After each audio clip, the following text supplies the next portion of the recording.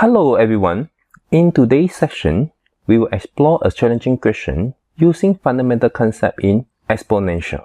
Here is the problem. Suppose n equals 2 to the power of 2 to the power of 2. Find the value of real number x if n to the power n to the power n equals 2 to the power 2 to the power x. Before we uncover the solution, I encourage you to hit the pause button, grab your pen and paper, and give it your best shot. When you're ready, feel free to share answers in the comment. Then we explore the solution together. Let's get started. N is given by the expression n equals 2 to the power 2 to the power 2.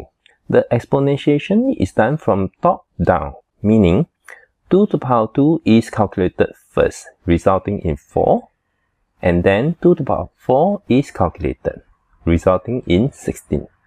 Therefore, n equals 16.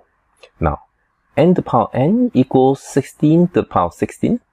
Since 16 is 2 to the power 4, we can write 16 to the power 16 as 2 to the power 4 to the power 16. Using the power of a power rule, 2 to the power 4 to the power 16 equals 2 to the power 4 times 16, which is 2 to the power of 64. This gives the value of n to the power n. Now, we need to express n to the power n to the power n as a power of 2. Substituting n to the power n as 2 to the power 64 into n to the power n to the power n. We get 16 to the power of 2 to the power 64. Since 16 equals 2 to the power 4, this can be written as 2 to the power 4 to the power of 2 to the power of 64. Using the power of a power rule again, we simplify 2 to the power 4 to the power of 2 to the power of 64 to 2 to the power 4 times 2 to the power of 64. Which eventually equals 2 to the power 2 to the power 66.